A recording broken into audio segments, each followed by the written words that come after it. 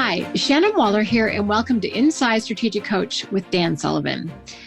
Dan, as usual, you said something that I picked up on that I wanted to have a deeper conversation on. And you said bureaucracies are systems of control and entrepreneurial companies are networks of cooperation. And I just was like, bing, this is a very cool thought for a couple of reasons. One is I think it's a great thing to know about bureaucracies and to understand and perhaps appreciate what they're for. But then also how to really appreciate an entrepreneurial company is in fact a network of cooperation. And I'm not sure that everyone thinks of their company that way. So I'm excited to dive in. So what's your take on, if you were just going to define bureaucracies and entrepreneurial companies, what would you say? Well, I think, first of all, there's several ways of looking at the statement. First of all, you're not saying anything negative about bureaucracy by saying that they're systems of control. That's why a bureaucracy is designed. That's why we have bureaucracies. And there are certain situations, and I can give you, an example that probably all military forces are a bureaucracy. They have levels of management. And the whole point is that being involved in that management structure, there's a certain amount of input that they want from people who are lower down in the management levels. But if it's a known reality that you're working with, I'll give you an example. In my childhood, it's the 1950s, the big industries around where I lived, I grew up on a farm, but the main industries were big automakers and big steel companies. The night sky sometimes, lit up from a steel town about 40 miles away, and they had about 3 different companies that were making steel, and it just lit up the night sky. Well, steel making is not an experimental activity, that once you're clear about the complete industrial system and what everybody's job is, that, you're not getting together at the end of every day and says, tomorrow, how should we make steel? It takes about 50 years once you build a steel factory to actually amortize it, where you've paid for all to get the system. So you can't be fooling around. And you need a system of control that once people are trained, it's shift after shift, it's day after day, it's job after job. You might be in the same job for 25 or 30 years, and there's no change. There's no change. Okay. Then that's not true anymore because old ways of doing steel were completely made obsolete and new ways of making steel, and so whole new systems are there. But there have been things for long periods of time which are exactly the same. And there are services that we rely on: electricity, water, garbage, police, fire. And I have a belief that those occupations don't change that much, of what works and what doesn't. And it's been known for decades. So you need a really good system of control in place. And I think government generally isn't dealing, for the most part, with rapid change and, taking advantage of new opportunities, taking advantage of new situations. I think there's a system in place. And the other thing is you want people who are working in systems of control to be people who like working in systems of control. They like the system and they like the control. And probably if they like controlling others, they didn't mind being controlled themselves. Okay. So that's one side. And I'm not saying it's bad. I think it's necessary. The only danger to bureaucracies, if everything is predictable and it's programmable using human beings, is wide open for taking the human beings and simply introducing automated technology to do what the human beings. If they're never going to do anything different and they're never going to do anything to improve anything, then probably large amounts of what they can do, they can replace it with technology. You don't need all the human beings. That's the danger of being in a bureaucracy, because automated systems of control are for the same purpose. Good point. Yeah. Entrepreneurism is totally different. Okay. What I will say is that entrepreneurial systems always start with a single individual. Okay. And it's a single individual who has a unique skill that gives him or her the confidence that they don't have to be employed. They can go out and they can work directly with customers in the marketplace without any layers between them and the customer. Customer wants something, they can provide it to the customer. It's going to cost this much. Customer writes a check, and you work with that.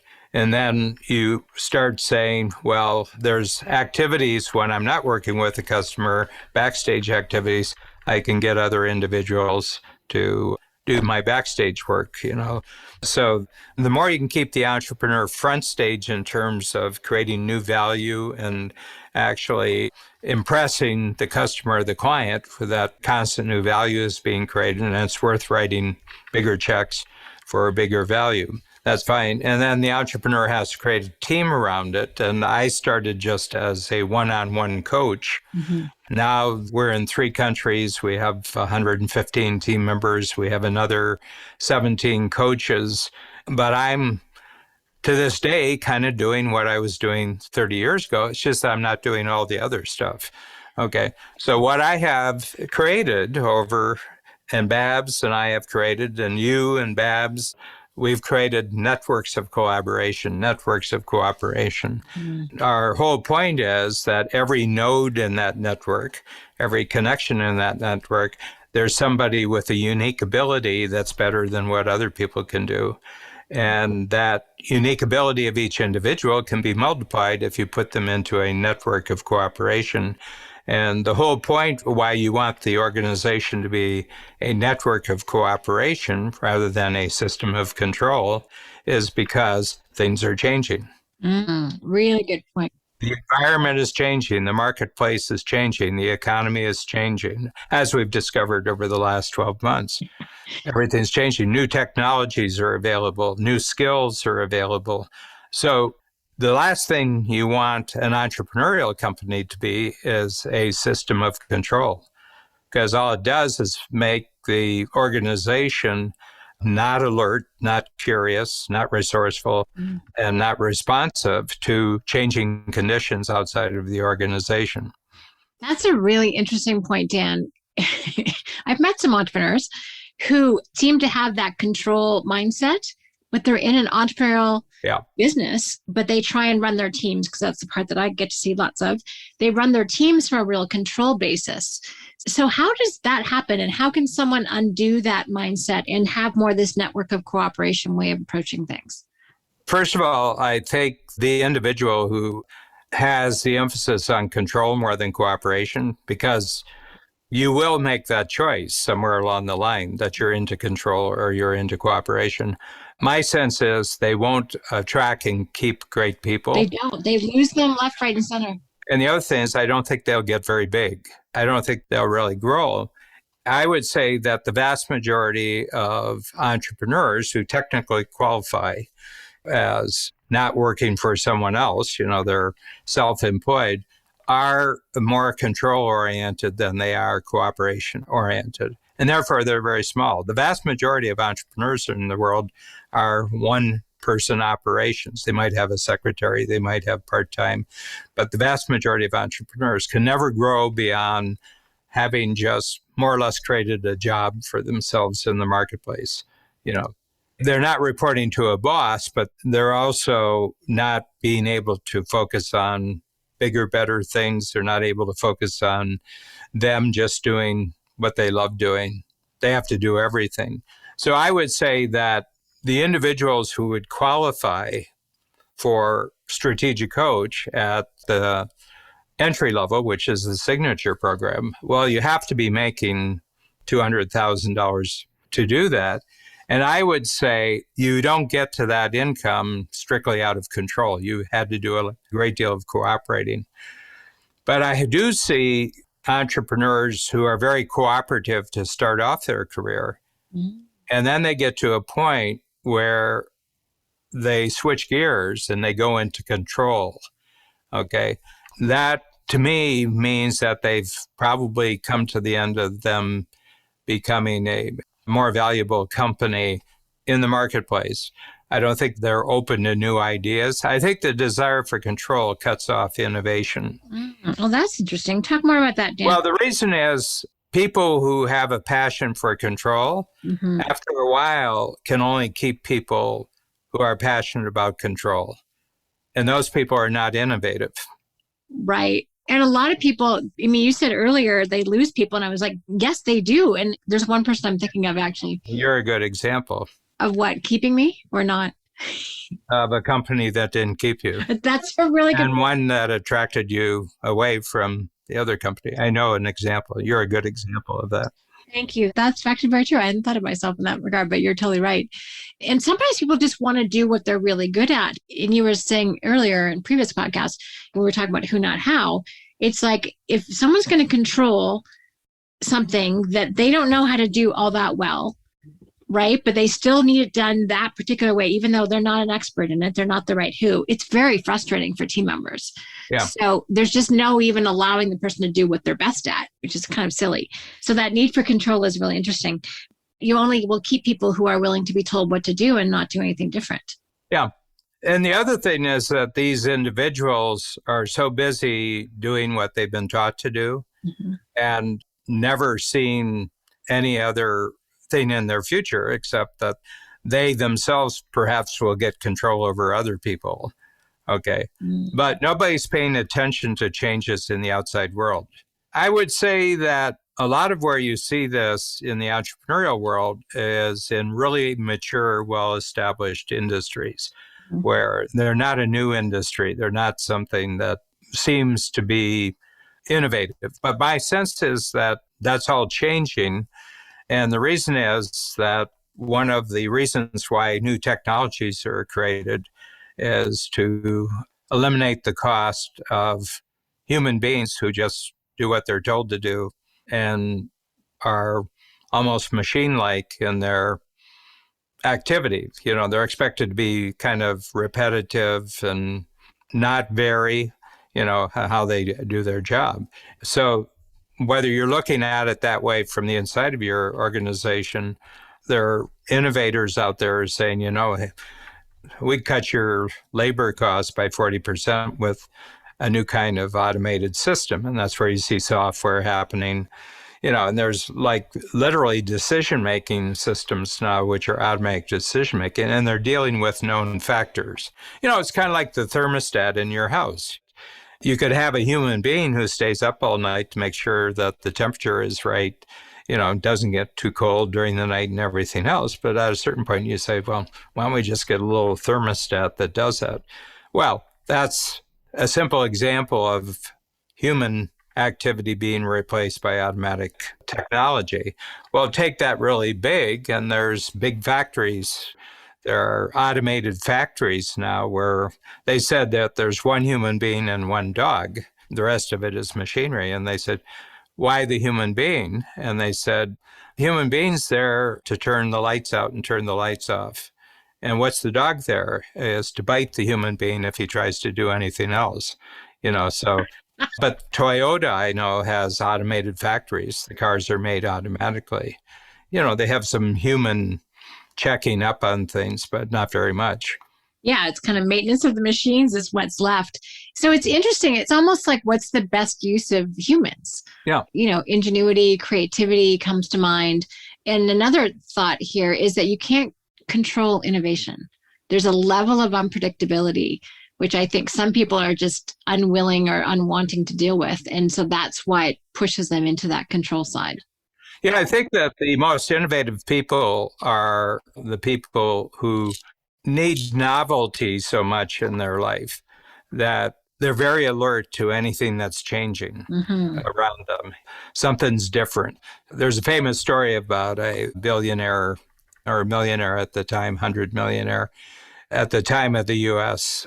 stock market crash, 1929. And every day he got his shoes shined. Okay. He went to a certain place before he went to the office to get his shoes shined. And he talked to the shoe shine person.